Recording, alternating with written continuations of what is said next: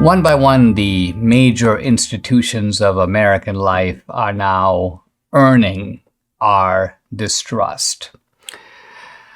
Think about that. We want to have trust in our public institutions. And I have to say, when I came to America as a teenager in the late 70s, I had this sort of trust. And the trust was not just, you may say, blind faith. It was based upon the fact that institutions worked. Institutions seemed to provide what they were set up to do. And even though, of course, human nature being what it is, institutions do have certain predispositions. They have certain biases. They reflect the biases of the people who are in those institutions. And so over time, as I got to know America better, I'm like, well, universities are, in fact, biased to the left. But at the same time, it's one thing to say you're biased to the left. It's another thing to say that you are an organ of pure propaganda. If somebody says something, it's not only something that reflects a sort of predilection or bias, it's flatly untrue, and yet they're teaching it, and it's in the textbooks. Or take the media. It was obvious to me, again, once I familiarized myself with the contours of American politics. Remember, before that, I found myself, when I first started thinking about politics, I realized I actually have some liberal opinions on certain things. And I realized it's not because I'd even thought them through. I was just carried by the liberal tide.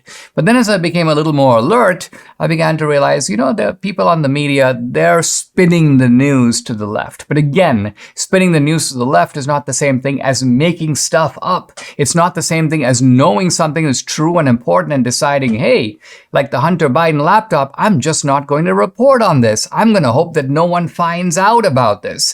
That goes beyond bias. That's brazen dishonesty. And so one by one, these institutions, universities, schools, the media, you begin to see have become increasingly dishonest and propagandistic. And yet there were other institutions in which we retained our trust. We thought, well, okay, that's that, but, we can still trust the police. We can still trust the FBI. We can still trust, to a certain degree, the U.S. government. Not to say we don't have a CIA, not to say that there isn't some sort of institutional subterfuge, but think about something as simple as blowing up the Nord Stream pipeline. If this had happened in the Reagan years, I would have absolutely no question in my mind that the United States did not do that. Why? Because quite frankly, this is an act of international terrorism. You send divers under the water to blow up a pipeline, and then you deny any knowledge of it. Not only that, but you try to blame it on your opponent. The Russians did it. And then you have, of course, media outlets trumpeting that. So all of this again, but now I would have to say, in fact, I don't have direct knowledge. I've seen Seymour Hersh's reporting and so on. I'd have to say, if you ask me, did the U.S. blow up the Nord Stream pipeline, my answer would be probably yes, although I'm not sure. But even that probably yes shows a lot of distrust. Why? Because it is conceivable to me that the Biden administration did it. In fact, it's in the Biden administration's interest to do it. Why would Russia blow up its own pipeline? Russia is using the pipeline to basically send gas to Germany, and Russia has been getting a lot of money for that. This is a pipeline painstakingly built. Why would they blow up their own? It makes absolutely no sense. This is like the United States going out there and blowing up the USS Reagan in the South China Sea. Why would we do it? It's our ship. Distrust of the military. Distrust of the CDC. Now think about that. The CDC is a health authority. These guys have been around for, I don't even know how long. They've been putting out advice on health, on vaccines.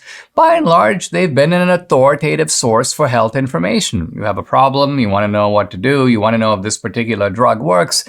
Let's look at the CDC. But now, as we look a little more closely, we realize these institutions get corrupted, they get taken over, and guess what? They get taken over by the very same industries that they are set up to oversee and regulate.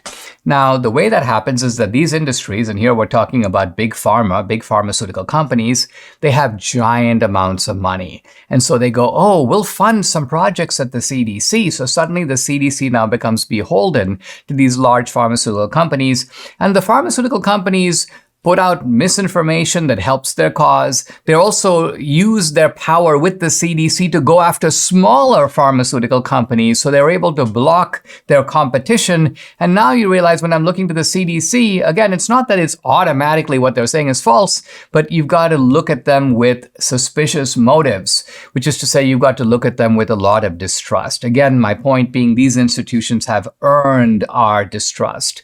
And the latest institution to earn my distrust is, well, the GOP.